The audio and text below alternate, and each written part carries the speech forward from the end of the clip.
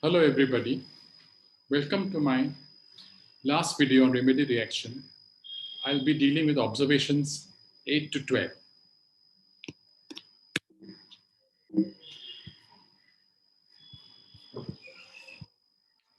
Eighth observation, some patients prove every remedy they get.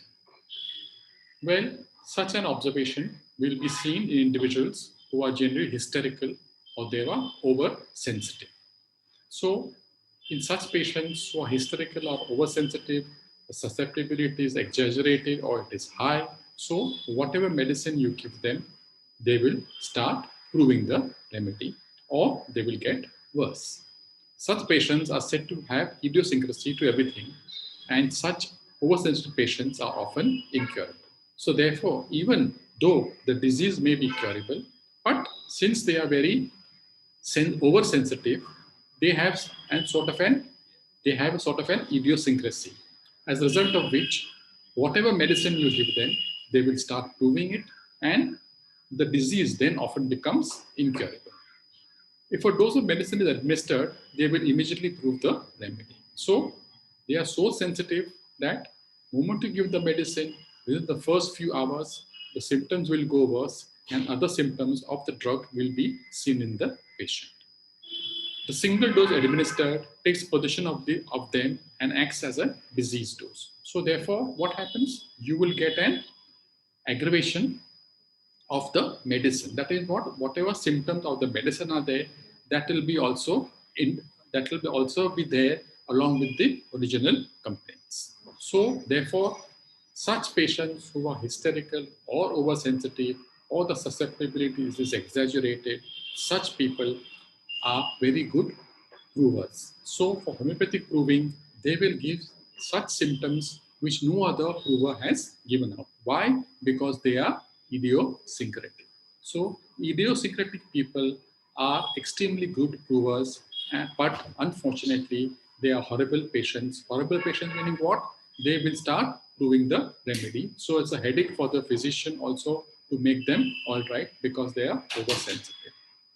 Such physicians, or rather such patients, may be seen by a few homeopathic physicians, maybe once or two times, or maybe once or two times in the whole practice. Action on medicine upon provers.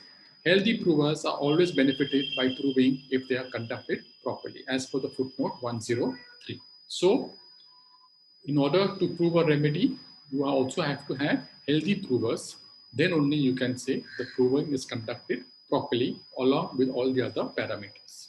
It is, however, essential to carefully observe the constitutional state of the patient before proving and then subtract them after the proving.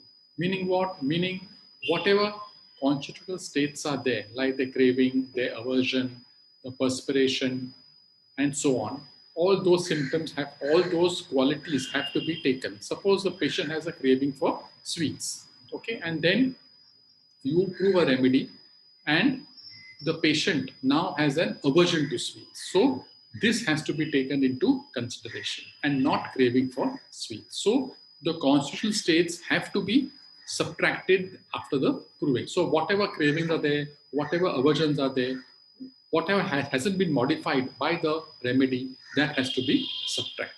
Okay? So you cannot take the patient's craving and aversion of the craving and aversion of the remedy which is to be, of the remedy which is proved. Suppose the patient is very nervous, he has perspiration on the palms. So that cannot be taken as a symptom of the drug. It is a constitutional state of the patient as a result of which there is perspiration on the palms. So when you're taking the symptoms of the drug which he has proved, you have to minus all these constitutional symptoms of the patient.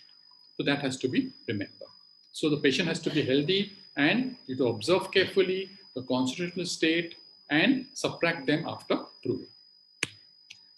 10th observation, new symptoms appear after the administration of the remedy. That means when you give the remedy, if too many new symptoms appear after the administration of the homeopathic remedy, the prescription will generally prove unfavorable. So naturally, when there are a few sets of symptoms and after giving the medicine, the sets of symptoms go on increasing, naturally you definitely know that your prescription was unfavorable. It might just be the old symptoms are coming up which the patient has not observed and think it is a new one. Now this point is very, very important. That it may so happen that these new symptoms which are coming up, they are nothing but the old symptoms which the patient had not observed and he thinks it is a new symptom. It could be quite so that the old symptoms may be of many years back and the patient doesn't remember that 25 years back he had these symptoms. And if they again resurface, the patient will think it's a new symptom and he will tell it to the physician. But the physician should be observant. He should go on, what do you say, focusing on the patient and ask him whether these symptoms have been there previously in his lifetime. Okay, so if he remembers it, he will tell you correctly. If he doesn't remember it, then you will be misguided. So this is a very important point. So it may be an old symptom which the patient has not observed and he thinks it's a new one. Therefore, in such cases, find out if the new symptoms are in the pathogenesis of the remedy. So therefore, you have to see whatever symptoms are there which the patient thinks it's a new one, see whether these symptoms are there in the remedy which you have given. If it is there, then you will know that it is a new symptom. If it is not there, then probably you will know it may be an old symptom. So this is very important. This you have to also always remember that there could be an old symptom which the patient has not observed and he thinks it is a new one. 11th observation, old symptoms appear after the administration of the remedy. So the symptoms which are present subside and the old symptoms keep coming. Whenever such symptoms come up, the prescription is always a favorable one. The patient is on the road to recovery and the disease is curable. So whenever the old symptoms, they reappear and the patient is aware that, yes, doctor, I had these symptoms 5 years back and again these symptoms have again come up after you've given me this homeopathic medicine. So when the old symptoms come up, you should be happy that it is the right prescription, it is a favorable prescription, and the patient will be cured and is on the road to recovery. So the old symptoms often come back and go off without any change of medicine. So what happens after giving the medicine? The old symptoms come back and generally they come and they go and you do not require any more medication. It is best indicated to leave the medicine alone. So therefore, do not repeat it. Just let the patient be as it is. In such cases, patients required by both the patient and the homeopathic physician. So if the symptoms are there, old symptoms are there, and if they do not disappear in a short period of time, then you have to have patience. The patient also has to have patience and also the homeopathic physician. So what do? Action is to wait and watch. Give a placebo to the patient and reassure the patient that these symptoms will go away. However, you should remember that if the old symptoms persist and do not disappear, then repeat of the dose is often necessary. But this is a rare instance that if the old symptoms, as I told you, they come often and they go back also fast. They come fast and they go away also fast. There's no need to repeat the medicine. You have to leave the medicine alone. But it may so happen that in some cases, the old symptoms, they do not disappear itself. Then what do? Then we have to repeat the first medicine what we have given. Now, 12th observation, symptoms take a wrong direction. So when symptoms go against Hering's law of direction of cure, the medicine administered should be immediately antidoted. So most of the cases, they will follow the Hering's law of direction of cure. If it doesn't, if you think the disease is traveling more and more deeper into the organism, then you know that it is not following Hering's law. You have to at once stop the medicine and antidote. If not done, then structural changes will take place in the new site. So if the disease, after giving the homeopathic medicine, it travels from the periphery to the center, from less important organs to the more important organs. So therefore, it travels from the periphery to center, and in the center, there are the vital organs, as a result of which, in the new site, the pathological changes or structural changes are taken place. So the disease travels from the circumference to the center. So that means symptoms take a wrong direction. Thus, affections of joints or eruption of the skin are the good sign. So therefore, when you treat a patient and the patient complains of joint pains or eruption of the skin, which had occurred a few months or a few years previously, it is a return of the original symptom. You have to say that you have to notice it, and you have to, and you know that you're on the correct track. Just wait and watch. So it shows that the disease has traveled from the center to the circumference. So you know that the disease, whatever internal turmoil was there, that has come out and is expressed externally in the form of joint pains or the form of eruption on the skin, which was there maybe a few years later.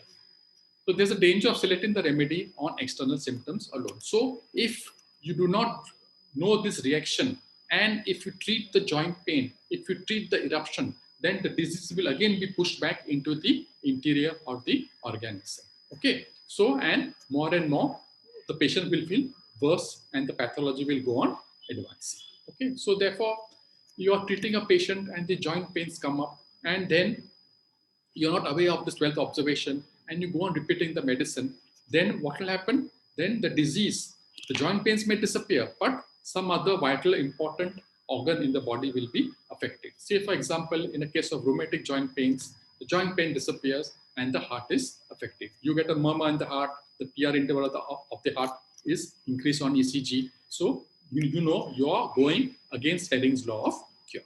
So therefore, only taking a few symptoms and selecting the remedy on external symptoms is not sufficient. It is of a great danger. Why? Because you will again push the disease back into the organism. It will drive the skin disease more deeper into the organism and cause it to disappear, and the patient himself is not cured. So if the patient has some skin disease, then what will happen? If you only take a few external symptoms and you prescribe, then it's quite possible that the external skin symptoms, they go away and the patient himself is not cured. Why? Because a deeper organ has been affected. So such a patient will remain sick until the eruptions come back again or locate itself in another part of the body, which is not very vital to the life. Therefore, the best way is to take into account the whole economy and general state of the patient and prescribe. Therefore, do not prescribe on external symptoms alone. Do not prescribe on the inflamed joint. Do not prescribe on the skin eruptions on the external part of the body, but take into account the whole economy and the general state of the patient and prescribe. That means what? You have to take in the case the characteristic constitutional march of events right from birth to the present time. The patient comes to you and you have to find out the constitutional symptoms which are expressed in the case. And by doing that only, the return of the original symptoms will come up and the patient will be cured. If you only take the case superficially, take only the chief complaint or the external complaints or the external lesions, the symptom of the external lesions, then what will happen? There will not be cure and it will go contrary to Helling's law of cure. So this is all I have to say about the remedy reaction. I've modified it in a very simple language, and I hope you all will be benefited not only in your exams, but also after you pass out as a homeopathic practitioner. Please do comment and like my videos, for this motivates me to make more videos. And if you like my video, please do comment, forward, subscribe to my channel. Thank you very much. Have a great day.